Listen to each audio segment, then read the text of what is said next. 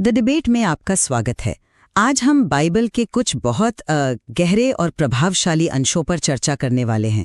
यशाया की किताब, भजन संहिता और नए नियम से इन सभी में एक उद्धारकर्ता या कहिए बचाने वाले का जिक्र आता है। तो यहीं से हमारी आज की चर्चा का सवाल उठता है, क्या ये बचाने वाले की भूमिका इस्राएल जैसे एक पूरे समुदाय को सौंपी गई थी, या फिर ये किसी एक अकेले खास मसीहा के काम पर टिकी है? मेरा मानना है कि इन लेखों का जोर इस बात पर है कि उद्धार का ये मिशन मतलब मुख्य रूप से परमेश्वर के लोगों का एक सामूहिक काम है। और मैं इस नजरिए से बात करूंगा कि ये लेख एक ऐसे खास व्यक्ति की तरफ इशारा करते हैं जिसकी जगह कोई और नहीं ले सकता। एक ऐसा उद्धारकर्ता जिसकी भूमिका और जिसका बलिदान किसी भी समूह या समुदाय के बस की बात नहीं है। देखिए, मेरा नज़रिया ये है कि इन लेखों की बुनियाद में ही एक सामूहिक पहचान और एक सामूहिक मिशन है। जब हम यशाया की किताब में सेवक के गीत पढ़ते हैं तो परमेश्वर साफ साफ कहते हैं, तू मेरा दास इज़राइल है जिसके द्वारा मैं अपनी महिमा दिखाऊंगा। यहाँ सेवक की पहचान सीधे सीधे पूरे राष्ट्र से की गई है। इसमें कोई लाग लपेट नहीं है। इज़राइल का मिशन था राष्ट्रों के लिए रोशनी बनना, और ये कोई किताबी बात नहीं थी। जब परमेश्वर ने उन्हें बेबीलोन की गुलामी से छुड़ाया तो वे खुद इस बात का जीता जागता सबूत बन गए कि परमेश्वर ही बचाने वाला है। उनका जो अनुभव था वही दुनिया के लिए एक गवाही बन गया, और ये सोच ये नए नियम में भी जारी रहती है। संत पौल कुरिन्थ की कलीसिया को क्या कहते हैं? परमेश्वर द्वारा बुलाए गए और पवित्र किए गए लोग, जिनका मिशन परमेश्वर के उद्धार को पृथ्वी के कोने कोने तक पहुंचाना है। तो मेरे हिसाब से यीशु इस सामूहिक मिशन की सबसे बड़ी मिसाल हैं, उसकी प्रेरणा है। लेकिन उद्धार का काम असल में समुदाय की जड़ों से ही जुड़ा हुआ है। मैं इस मामले को एक अलग ही नज़र से देखता हूँ। मुझे लगता है कि ये लेख असल में एक ऐसे अकेले और ख़ास व्यक्ति की तरफ इशारा कर रहे हैं जिसकी भूमिका की बराबरी नहीं की जा सकती। आपने यशाया के जिस हिस्से का जिक्र किया उसी में एक बहुत बड़ा विरोधाभास भी है। जिस सेवक को इज़राइल कहा गया है उसे ही ये मिशन भी दिया गया है कि वो याकूब को वापस लाए और इज़राइल को इकट्ठा करे। अब यहाँ एक सवाल उठता है, अगर सेवक खुद ही इज़राइल है तो वो इज़राइल को इकट्ठा कैसे कर सकता है? ये तो ऐसा ही हुआ जैसे कोई खुद को अपने ही बालों से पकड़कर ऊपर उठा ले। ये साफ तौर पर एक ऐसे व्यक्ति की भूमिका की तरफ इशारा करता है जो लोगों से अलग है, जो उन्हें बाहर से इकट्ठा करता है। और जब हम नए नियम में आते हैं तो यूहन्ना बपतिस्मा देने वाले की गवाही इस बात को और भी साफ कर देती है। वो किसी समूह की तरफ इशारा नहीं करते, बल्कि एक अकेले व्यक्ति यीशु की ओर इशारा करते हैं और उन्हें 3 बहुत ही खास उपाधियां देते हैं। परमेश्वर का मेमना, वो जिस पर आत्मा उतरकर ठहरी रहती है, और परमेश्वर का पुत्र। खास तौर पर ये उपाधि, परमेश्वर का मेमना जो दुनिया का पाप उठा ले जाता है, ये किसी एक व्यक्ति द्वारा किए गए एक अनोखे मुक्ति दिलाने वाले काम की बात करती है जिसे कोई समूह या समुदाय कभी दोहरा नहीं सकता। एक मिनट, आप कह रहे हैं कि सेवक इज़राइल नहीं हो सकता क्योंकि उसे इज़राइल को इकट्ठा करना है। ये एक मजबूत तर्क है, मैं मानती हूँ, लेकिन क्या हम इसे ऐसे नहीं देख सकते कि यहाँ एक सामूहिक पहचान की बात हो रही है? यशाया 49.3 में परमेश्वर का यह कहना कि तू मेरा दास इज़राइल है, ये एक सीधी घोषणा है। इसे हम नज़रअंदाज नहीं कर सकते।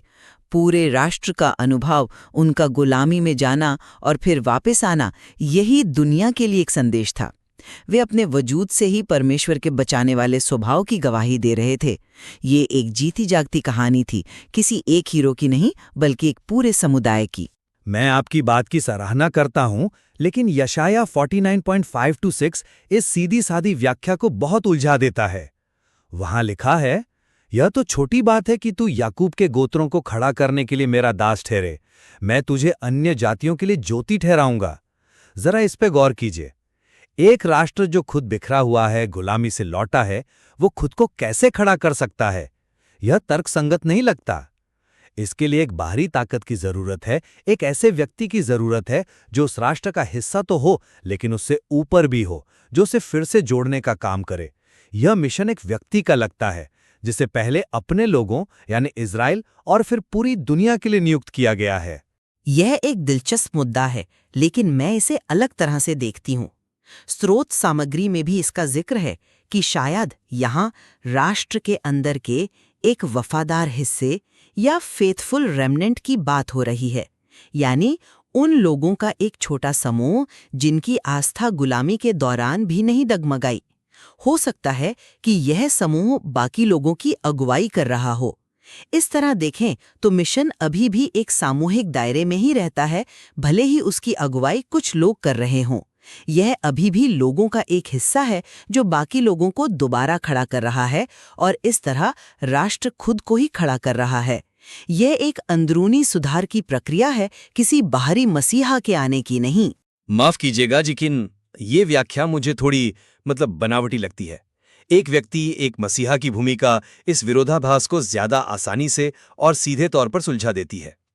लेकिन चलिए, अगर हम इस बात पर सहमत नहीं भी हैं कि सेवक कौन है, तो हम इस पर बात कर सकते हैं कि उस सेवक का काम क्या था। और मेरे हिसाब से यही बलिदान का असली मतलब सामने आता है। भजन 39 या 40 इस विषय में एक बहुत बड़ा मोड़ दिखाता है। भजनकार कहता है, तूने ना तो बलिदान चाहा और ना ही भेंट। तब मैंने कहा, देख मैं आता हूं। ये जानवरों की बलि जैसी रस्मों से हटकर एक व्यक्तिगत आज्ञाकारिता और समर्पण की ओर एक बहुत बड़ा बदलाव है। ये कोई सामूहिक रस्म नहीं है, बल्कि एक व्यक्ति की निजी प्रतिक्रिया है, मैं आता हूं। और यह बदलाव अपनी पराकाष्ठा पर पहुंचता है यीशु के अनोखे काम में, जिसका बलिदान सिर्फ खून बहाने के बारे में नहीं था, बल्कि परमेश्वर की इच्छा के प्रति पूरी तरह से खुद को सौंप देने के बारे में था। ये एक अनोखा व्यक्तिगत समर्पण है जिसे कोई समूह नहीं कर सकता। मैं मानती हूँ कि बलिदान की समझ समय के साथ विकसित हुई है। स्रोत सामग्री भी इस धीमी सीख का जिक्र करती है, कैसे लोग रस्मों से सेवा की ओर बढ़े। लेकिन गौर करने वाली बात यह है कि इस विकास का आखिरी पड़ाव क्या है। स्रोत के अनुसार ये है जीवन देने के लिए दिया गया जीवन, यानी दूसरों की सेवा। ये एक नैतिक सिद्धांत है जिसे पूरे समुदाय को अपनाना है। ये सिर्फ एक व्यक्ति द्वारा अतीत में किया गया कोई काम नहीं है जिसका हम आज सिर्फ जश्न मनाएं। संत पौल कुरिन्थियों को ठीक यही करने के लिए बुलाते हैं, परमेश्वर के सेवक बनने के लिए। यीशु का जीवन इस सेवा की सबसे बेहतरीन मिसाल है, लेकिन ये एक न्योता है, कहानी का अंत नहीं। उद्धार का काम आज भी उस समुदाय के जरिए जारी है जो इस सेवा के सिद्धांत पर अपनी जिंदगी जीता है। आप इसे एक मिसाल या न्योता कह रहे हैं, लेकिन क्या आपने सोचा है कि इस सेवा को मुमकिन बनाने के लिए पहले क्या होना जरूरी है? और यहीं पर मसीहा के काम की असली प्रकृति का हमारा तीसरा मुद्दा आता है। यूहन्ना बपतिस्मा देने वाले की घोषणा को फिर से याद कीजिए। देखो, परमेश्वर का मेमना जो दुनिया का पाप उठा ले जाता है। यह एक निर्णायक और पूरा हो चुके काम की घोषणा है। ये भविष्य की कोई संभावना नहीं है। स्रोत सामग्री के मुताबिक मसीह पाप को एक मजबूरी या अनिवार्यता के रूप में खत्म कर देते हैं, जिससे हमें उस चक्र से आजाद होने की संभावना मिलती है। ये एक ऐसा बुनियादी बदलाव है जो सिर्फ एक अनोखे व्यक्ति के दखल से ही मुमकिन हो सकता है। यह कोई नैतिक उदाहरण नहीं है, यह एक आध्यात्मिक हकीकत है जिसे बदल दिया गया है। ये ऐसा कुछ नहीं है जो कोई समुदाय अपने लिए खुद कर सकता है। मैं इस तर्क से पूरी तरह से सहमत नहीं हूँ, क्योंकि ये एक तरह का झूठा विभाजन पैदा करता है। यीशु का काम दुनिया से पाप को किसी जादू की तरह खत्म नहीं करता, स्रोत भी यही कहता है, बल्कि ये एक नए समुदाय यानी मसीह के शरीर की नींव रखता है। और ये समुदाय ही है जिसके जरिए परमेश्वर की आत्मा दुनिया में अपना काम जारी रखती है। इस नजरिए से देखें तो उद्धार एक लगातार चलने वाली प्रक्रिया है जिसमें चर्च एक सक्रिय भागीदार है, न कि सिर्फ एक पूरा हो चुके काम का दर्शक। यीशु ने संभावना का दरवाजा खोला और ये समुदाय का काम है कि उस संभावना को हकीकत में जीकर दिखाए। ठीक इज़राइल की तरह, जिसे इसलिए बचाया गया था ताकि वे उद्धार की गवाही दे सके, चर्च को भी पाप की मजबूरी से इसलिए आज़ाद किया गया है ताकि वो उस आज़ादी की गवाही दे सके। मैं यहाँ पर एक छोटा सा लेकिन बहुत जरूरी फर्क करना चाहूंगा। आप कह रही हैं सक्रिय भागीदार, लेकिन मेरी समझ में समुदाय एक सक्रिय प्रतिक्रिया देने वाला है। यूहन्ना बपतिस्मा देने वाले ने यीशु को वह जिस पर आत्मा उतरकर ठहरी रहती है के रूप में पहचाना। स्रोत बताता है कि पुराने नियम में राजाओं और नबियों पर आत्मा आती थी, लेकिन वे उसे नजरअंदाज कर सकते थे। लेकिन यीशु के साथ आत्मा ठहरी रहती है, जो एक स्थायी और अनोखे जुड़ाव का संकेत है। यही बात उन्हें उस समुदाय से अलग करती है जिसकी वे अगुवाई करते हैं। समुदाय को आत्मा मिलती है क्योंकि वह पहले यीशु पर ठहरी थी। समुदाय उस काम को शुरू नहीं करता, वे उस काम का नतीजा हैं। उनकी भूमिका गवाही देना है, उस काम को पूरा करना नहीं। मैं समझती हूँ कि आप ये फर्क क्यों कर रहे हैं, लेकिन मेरे विचार में ये समुदाय की भूमिका को बहुत कम कर देता है। यशाया में सेवक इज़राइल का मिशन राष्ट्रों के लिए रोशनी बनना है। नए नियम में पॉल कहते हैं कि चर्च को परमेश्वर के उद्धार को पृथ्वी के छोर तक पहुंचाने के लिए बुलाया गया है। भाषा बिल्कुल एक जैसी है, मिशन वही है, बस उसे पूरा करने वाला बदल गया है, इज़राइल से चर्च तक। यीशु उस बदलाव को मुमकिन बनाते हैं। वे मिसाल हैं, लेकिन वे पूरे मिशन को एक व्यक्ति में समेट नहीं लेते। वो समुदाय को ताकत देते हैं ताकि वो खुद सेवक बन सके। लेकिन उस ताकत का स्रोत तो अनोखा है ना। परमेश्वर का मेमना उपाधि सिर्फ एक मिसाल नहीं है, ये एक खास काम की ओर इशारा करती है। और ये कोई हवाई उपाधि नहीं है। स्रोत इसे पुराने नियम की 3 बड़ी छवियों से जोड़ता है।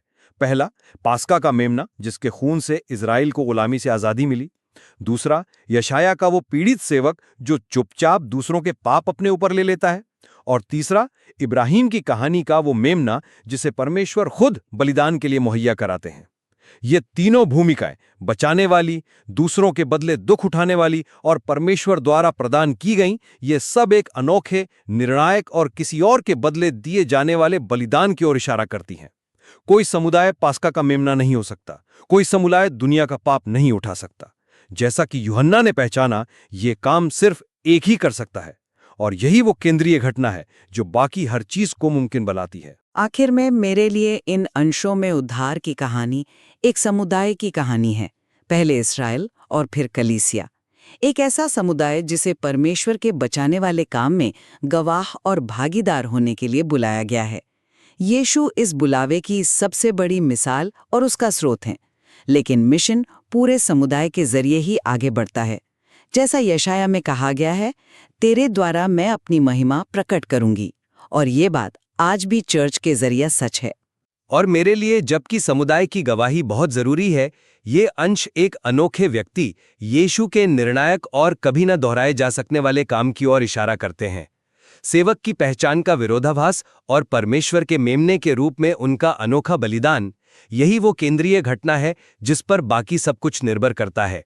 समुदाय इस पूरे हो चुके काम पर अपनी प्रतिक्रिया देता है, वो इसके फायदों में हिस्सा लेता है और इसकी गवाही देता है, लेकिन वो उस काम को कर नहीं सकता। ये साफ है कि उद्धारकर्ता की पहचान का सवाल बहुत पेचीदा है, जिसमें व्यक्तिगत और सामूहिक दोनों ही पहलू शामिल हैं। क्या उद्धार एक अकेले नायक का काम है या ये बुलाए गए लोगों का एक लंबा मिशन है? इन अलग-अलग नजरियों पर विचार करने से हमें इन लेखों की गहराई को बेहतर ढंग से समझने में मदद मिलती है। ये सोचना जरूरी है कि ये दोनों पहलू एक दूसरे से कैसे जुड़े हैं, और हम आपको इन विचारों पर और मनन करने के लिए प्रोत्साहित करते हैं।